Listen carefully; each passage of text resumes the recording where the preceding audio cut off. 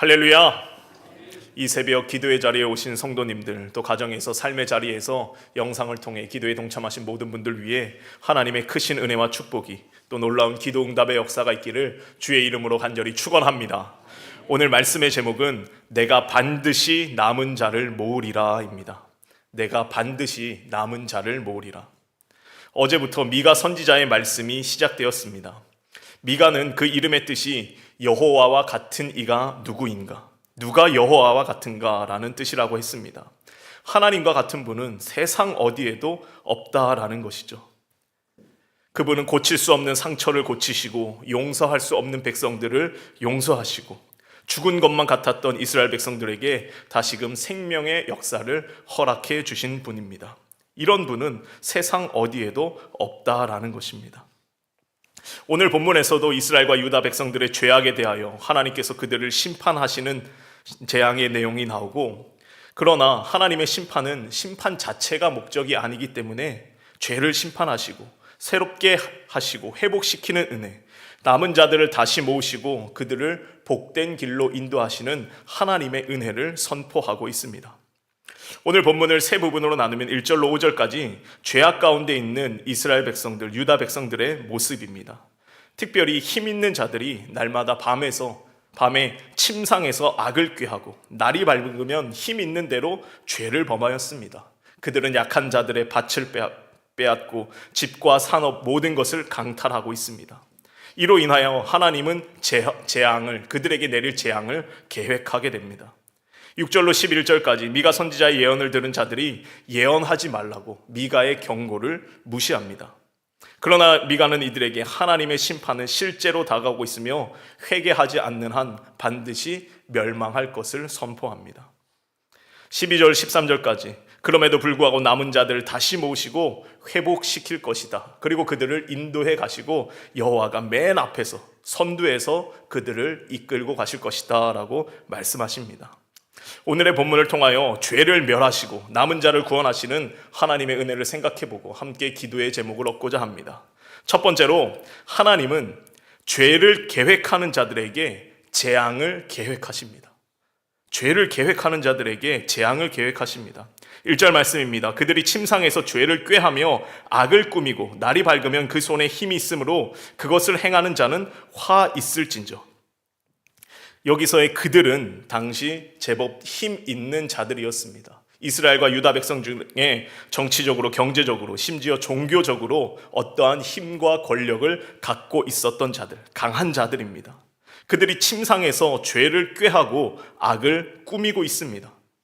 여기서 꾀하다라는 말이, 히브리어로 하샤브라는 단어를 쓰는데 계획하다, 생각하다라는 그런 단어입니다.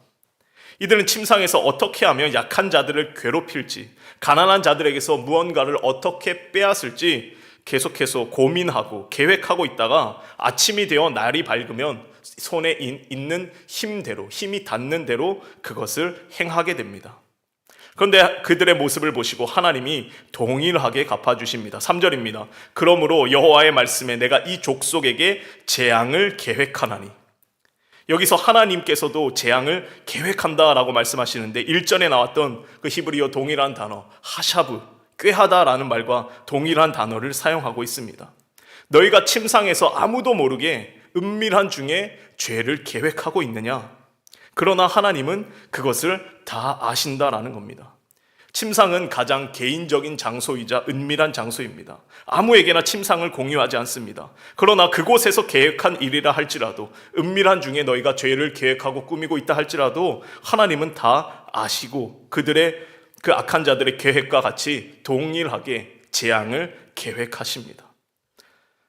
사랑하는 성도 여러분, 하나님께서는 죄를 계획하는 자들에게 재앙을 계획하고 계신다는 것을 믿으시길 주의 이름으로 간절히 축원합니다. 오늘날에도 계획된 범죄는 우발적인 범죄보다 훨씬 더 큰 벌을 받는다라고 합니다.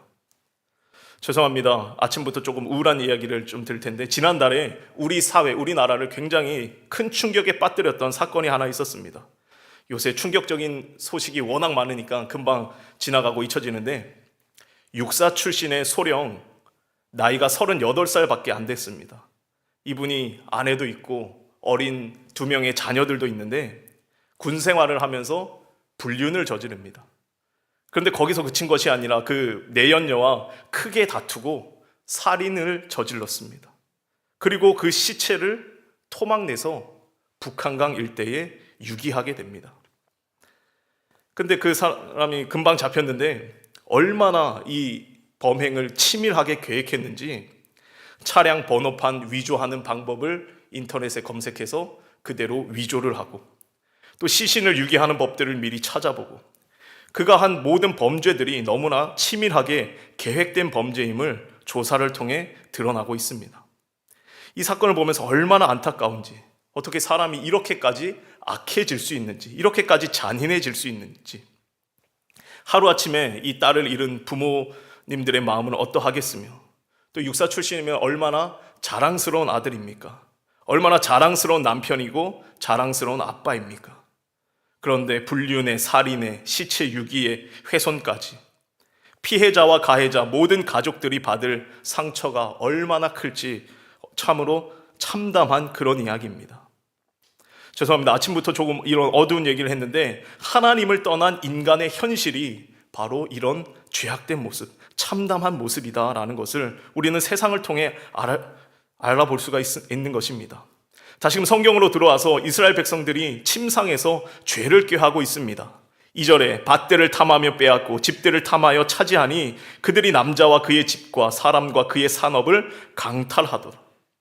탐하여 빼앗고 모든 것을 강제로 탈취해 갑니다. 빼앗긴 자들, 힘 없는 자들이죠. 힘 있는 자들은 자신들의 힘을 더욱 견고하게 하기 위해서 그 약한 자들의 것마저도 다 빼앗아서 자신의 욕심과 탐욕을 채웁니다.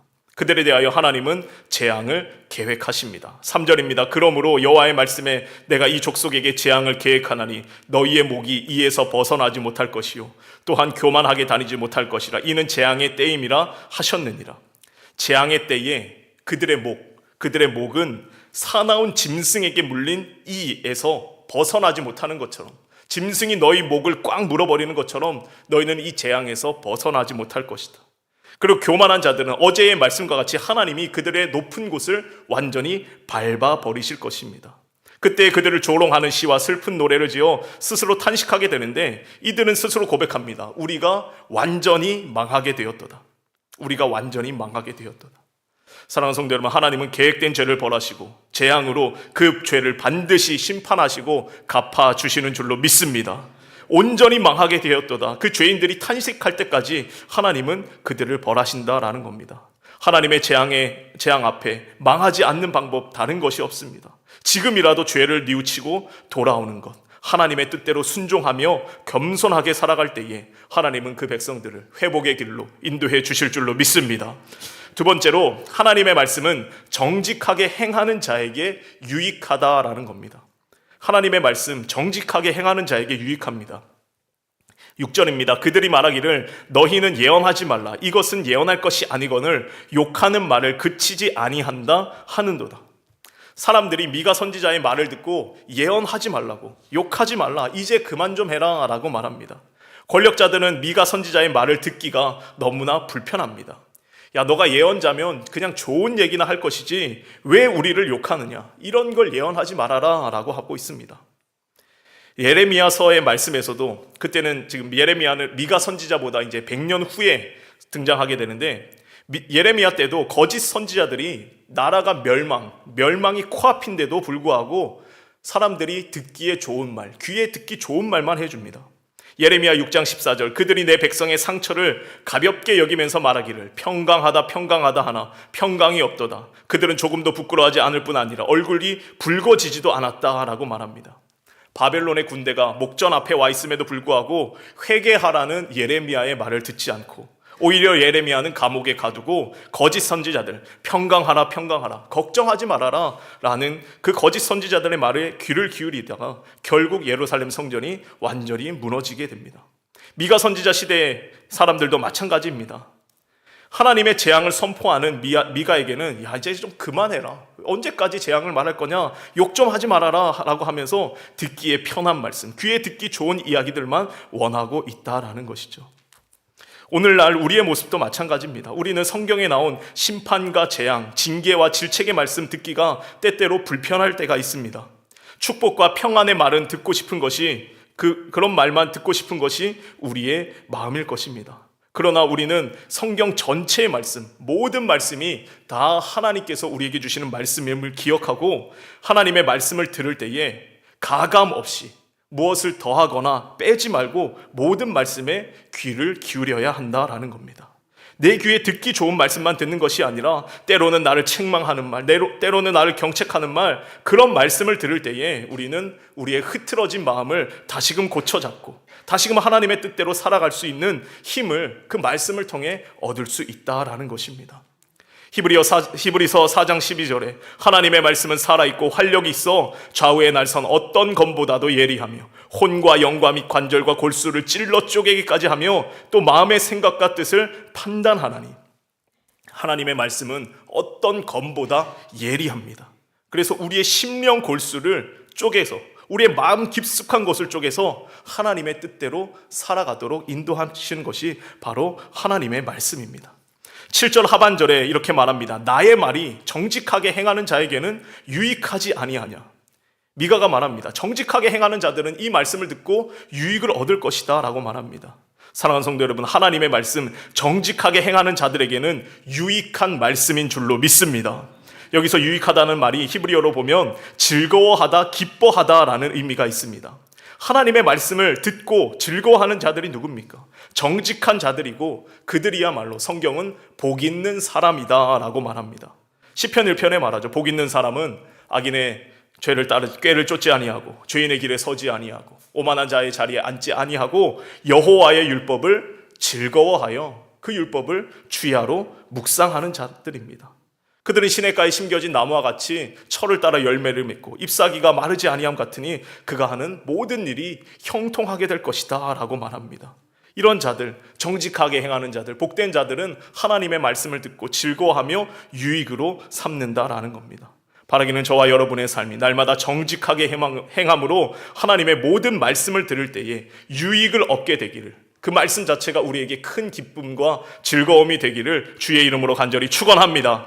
끝으로 하나님은 남은 자들을 반드시 다시금 모으시고 세워주신다라는 겁니다.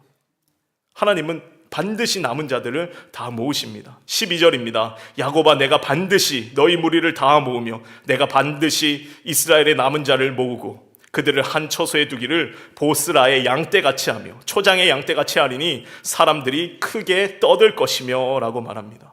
이 남은 자들 어떤 자들입니까? 끝까지 하나님을 신뢰하며 하나님의 구원의 역사를 바라본 자들입니다. 정직하게 행한 자들이고 말씀을 유익으로 삼고 즐거워하고 기뻐한 자들입니다. 복 있는 사람들이었습니다. 그러나 하나님의 심판과 재앙으로 인해서 이 남은 자들도 역시 함께 흩어짐을 당하게 됩니다. 나라 전체의 심판이니까, 민족적인 심판이니까 나라가 멸망하게 되었고 이 남은 자들도 다 흩어지게 됩니다. 그러나 하나님은 반드시 이 남은 자들을 통하여 다시금 구원의 역사를 이루어 가십니다. 우리가 트리니티 시간에 이사야의 말씀을 통해서 배우는 것처럼 하나님은 죄악 가운데서도 신실하게 믿는 자들, 그들을 남겨두십니다. 그들이 이 땅의 그루터기가 되어서 하나님의 구원의 역사를 이루어 가는 것입니다. 하나님은 그들을 반드시 모으시고 또 한 처소에 두는데 그들을 보스라의 양떼같이, 초장의 양떼같이 하십니다. 이 보스라라는 지역은 에돔의 한 지역인데 양을 키우기 매우 적합한 지역으로 유명한 동네입니다. 풍성한 목초지가 있고 그곳에 쉴만한 푸른 풀밭과 쉴만한 물가가 있기에 하나님은 그 백성들을 보스라의 양떼같이 푸른 풀밭과 쉴만한 물가로 인도해 주신다라는 것을 우리에게 알려줍니다. 그러자 이들이 큰 소리로 떠들게 됩니다. 12절 끝에 보니까 사람들이 크게 떠들 것이며 라고 말합니다. 이 큰 소리로 떠들다라는 표현은 환호하면서 하나님의 회복의 역사를 기뻐하고 감격하는 그런 순간입니다. 상상해 보시기 바랍니다. 나라의 멸망으로 인하여 흩어졌던 자들이 수십 년이 지나 다시 만났습니다. 재회했습니다. 얼마나 반갑고 얼마나 기쁘겠습니까? 우리나라도 예전에 한번 경험해 보지 않았습니까? 6.25 전쟁, 한국 전쟁으로 인해서 헤어졌던 가족들, 이산 가족들이 다시 만났을 때, 이산 가족 상봉했을 때 전쟁으로 인해서 잃어버렸던 형제 자매들 다시 만났을 때 얼마나 큰 기쁨과 감격이 있었습니까? 마찬가지로 지금 이 남은 자들 다 흩어져 있었는데 하나님의 강력한 은지로 반드시 내가 그들을 모으겠다라는 그 하나님의 강력한 의지로 그들이 다 모였습니다. 사랑하고 그리웠던 가족들, 신앙의 동료들 다시 만났고, 게다가 하나님이 푸른 풀밭과 쉴만한 물가로 인도해 주십니다. 먹을 것 마실 것이 풍성하니 어찌 잠잠할 수 있습니까? 큰 소리로 떠들면서 기뻐하고 즐거워합니다. 그런데 또 여기서 끝이 아닙니다. 13절입니다. 길을 여는 자가 그들 앞에 올라가고 그들은 길을 열어 성문에 이르러서는 그리로 나갈 것이며 그들의 왕이 앞서가며 여호와께서는 선두로 가시리라. 여호와께서는 선두로 가시리라. 너무나 감격스러운 말씀입니다. 하나님께서 이스라엘 백성들, 흩어진 백성들을 다 모으시는데 그들의 맨 앞에 서서 그 백성들을 하나님께서 인도하여 내시고 마침내 하나님의 성문에 이르게 하실 것이다 라고 약속하고 계십니다. 사랑하는 성도 여러분, 하나님께서는 우리의 삶에 선두가 되어주셔서, 선한 목자 되어주셔서 우리의 삶을 날마다 인도하시고 이끌어 가시는 분인 줄로 믿습니다. 우리 감리교회 창시자 존 웨슬리는 그의 설교에서 이런 표현을 많이 사용합니다. 선제적 은총, 선행적 은혜. 앞서 있는 은혜, 먼저 있는 은혜. 우리의 모습보다 먼저 행하는 하나님의 은혜가 있다라는 겁니다. 앞서 가시는 하나님의 은혜가 있기에 우리는 그 은혜로 말미암아 구원의 길로, 복된 길로 걸어갈 수 있는 것입니다.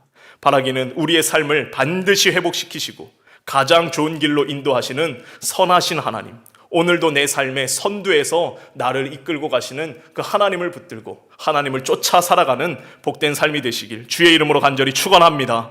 함께 기도하겠습니다. 좋으신 하나님 감사합니다. 오늘도 우리에게 새로운 생명을 허락하여 주시사 기도함으로 하루를 시작하게 하심에 참으로 감사를 드립니다.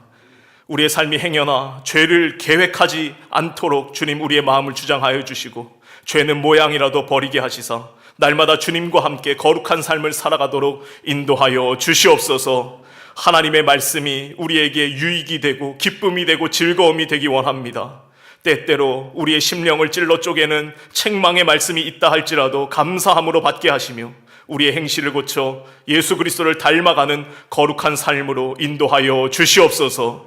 반드시 남은 자들을 모으시겠다고 약속하신 하나님, 당신의 백성들을 푸른 풀밭과 쉴만한 물가로 인도하시는 줄로 믿사오니 오늘도 우리의 삶의 맨 앞에서 선두에서 우리를 이끌어가 주시고 또 오직 하나님만을 쫓아가는, 그리하여 생명의 길로 걸어가는 우리 모두가 되게 하여 주시옵소서.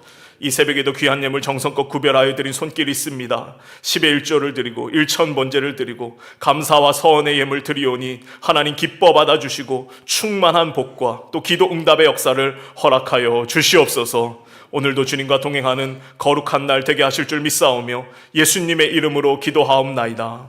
아멘.